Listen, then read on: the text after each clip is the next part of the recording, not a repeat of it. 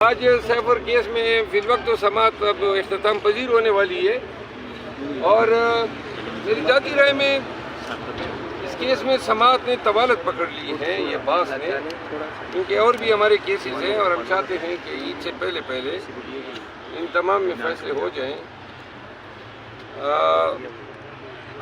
Cipher case ایک ایسے مقام پہ آ گیا ہے کہ جہاں پہ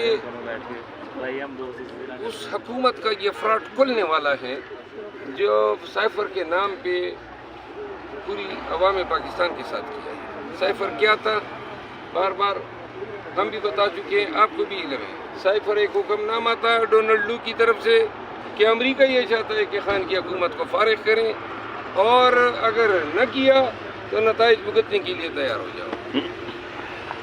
اس بات کو خان نے جا کے پریڈ گراؤنڈ کے جلسے میں آشکارا کیا اور کہا کہ یہ ہماری خود مختاری، سالمیت، ہماری قومی حمیت اور غیرت سے منافی ہے کہ ایک غیر ملکی طاقت جو ہے وہ ہمارے حکمرانوں کا فیصلہ کرے، جبکہ ہمارا آئین کہتا ہے کہ خود مختاری جو ہے وہ اللہ کی ذات کو ہے اور تابع مرضی عوام پاکستان ہے حکومت بنانا۔ تو لہٰذا وہ خان کا یہ بتایا جانا جرم ٹیرا۔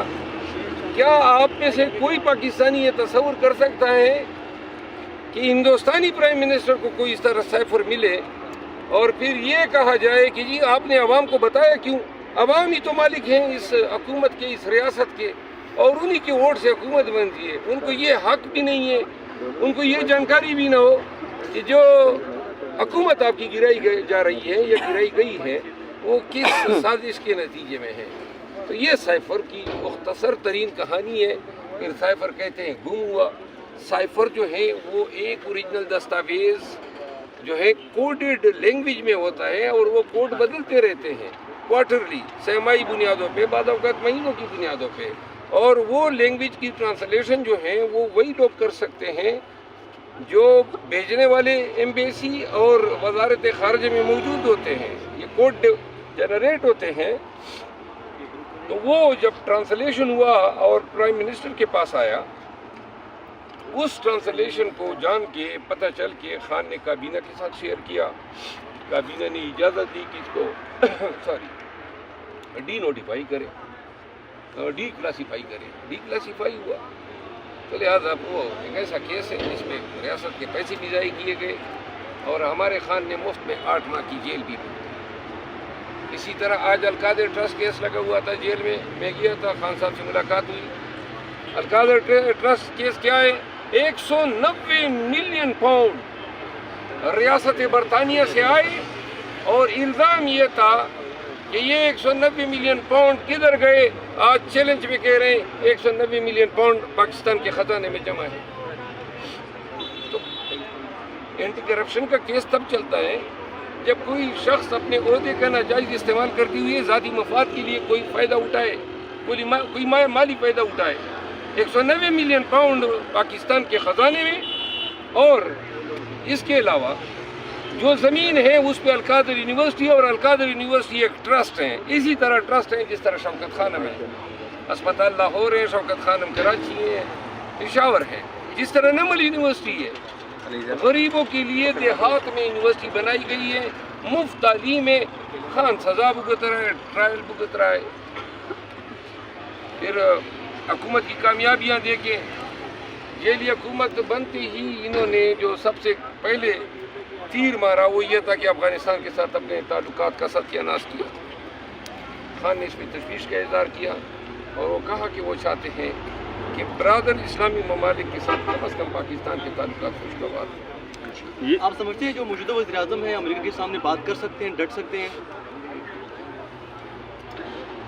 میں تو یہ سمجھتا ہوں کہ موجودہ وزیر اعظم صاحب جو ہیں ان کے ڈٹنے کی بات نہیں ہے، ڈٹ جانے کی۔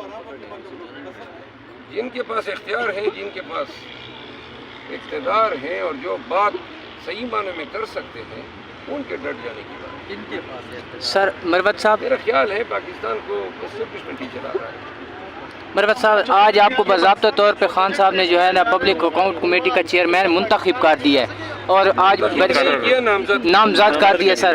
اب یہ بتائیے گا کہ اب جو احتساب کا آپ کا وہ نعرہ ہے، اب آپ کتنا ٹف ٹائم دینے جا رہے ہیں پارلیمنٹ میں؟ جو اپوزیشن کے بل ہوں گے، یہ ایک خدمت ہوتی ہے، ذمہ داری ہوتی ہے. آپ نے آڈٹ کرنا ہے حکومت کے اخراجات کا تمام محکمے، تو جو اس منصب کے تحت ذمہ داریاں ہوں گی انشاءاللہ کوشش کروں گا کہ نمبردار ماں ہو سکوں. لیکن یہ ہے کہ یہ ہماری سیٹیں بھی چھین رہے ہیں، آپ کو پتہ ہے. ان کو یہ بھی ایسا نہیں لگ رہا ہے کہ عمر ایوب خان کو اپوزیشن لیڈر مقرر کر، کیونکہ ان کا بھی ایک چیمبر ہوتا ہے، دفتر ہوتا ہے، اور پبلک اکاؤنٹ کمیٹی کے چیئرمین کے پاس بھی دفتر ہے. تو وہ شاید ان کی نظریں بھی، ان دفاتر پہ نظریں بھی ہیں. ہمیں زیادہ توقع ان سے تو نہیں پھر ہے. کون سی پارٹی کو اپوزیشن کے اندر لے کے آئیں گے؟ کس کو اپوزیشن لیڈر بنائیں گے؟ میرا خیال ہے کہ نہیں، وہ اسی طرح کر، وہ جو لاسٹ ٹائم تھا نا، وہ ریاض تھا، ملک ریاض تھا، راجہ ریاض تھا، اور پبلک اکاؤنٹ کمیٹی کے لیے پشاور کے نور عالم خان تھے. تو نور عالم خان تو آج کل ویسے بھی ادھر ہماری سائڈ پہ پھر رہے ہیں، شاید کوئی ان کو امید دلائی گئی ہوگی. اور اپوزیشن کے لیے اگر کوئی اور نہیں تو اپنی تارڑ صاحب کو اپوزیشن لیڈر بنا دیں.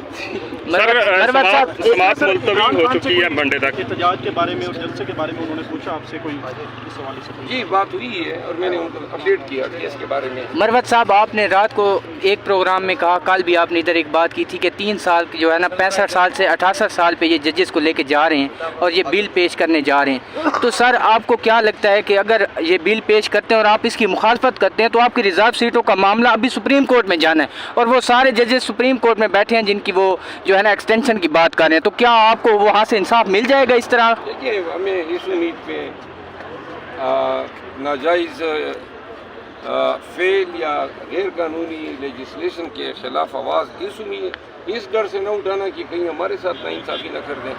اور میرا خیال نہیں ہے کہ صرف اس وجہ سے ہمارے ساتھ کوئی ناانصافی کرے گا. بہت شکریہ. Thank you. امور پہ بات چیت ہوئی خان صاحب کے ساتھ، عدالت میں تھے ادھر جیل کے اندر، اور سیاسی معاملات، اس کے علاوہ ملک میں جاری یہ جو پاکستان تحریک انصاف اور پاکستان کے عوام کے خلاف جو یک طرفہ فیصلے ہیں، جو غیر قانونی فیصلے ہیں، احتجاج کے حوالے سے بات ہوئی. پھر القادر ٹرسٹ ایک ایسا مقدمہ جس میں خان صاحب نے کئی لوگوں کے لیے ان کے گھر کی دہلیز پہ یونیورسٹی بنا کے،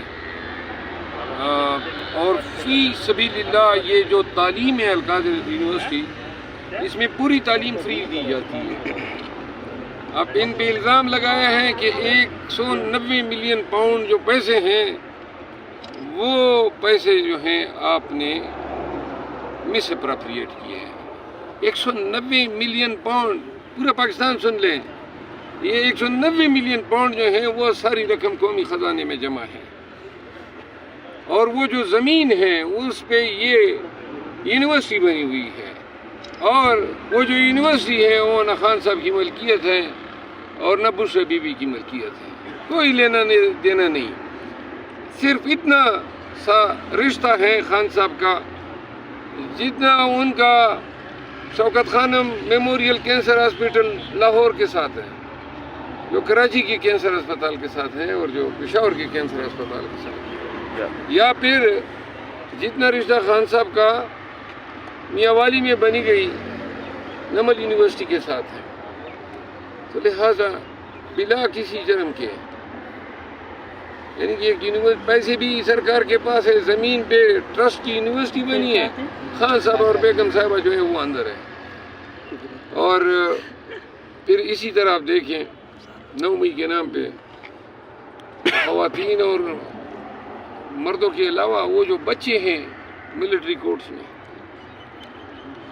جن کی تعلیم کا ضیاع ہو رہا ہے، اور وہ اس امید پہ بیٹھے ہیں کہ کوئی دن آئے گا اور ان کا کیس لگے گا. یعنی گزشتہ 4 ماہ میں یا 3.5 ماہ میں یہ کیس کیوں نہیں لگ سکا؟ وہ دن رات اسی امید پہ گزار رہے ہیں کہ وہ کیس لگے گا اور پھر ان کی تقدیر کا فیصلہ ہوگا. مروت صاحب بتائیے سائفر کیس کے حوالے سے خان صاحب سے کیا بات ہوئی آپ جو سائفر کیس چل رہا ہے؟ سائفر کے حوالے سے بس آگاہ کیا کہ یہاں پہ جو ہیں اب فائنل سٹیجز پہ ہیں. ساتھ میں افغانستان کے حوالے سے خان صاحب نے تشویش کا اظہار کیا. جو افغانستان اور پاکستان کے تعلقات آئے دن جو ہیں خراب سے خراب تر ہوتے جا رہے ہیں اور انہوں نے اس کی ذمہ داری حکومت پاکستان پہ ڈالی. مروت صاحب بتائیے گا کہ کل آپ تھوڑا صبر کریں نا، ایک سوال ابھی ختم نہیں ہوتا ہے.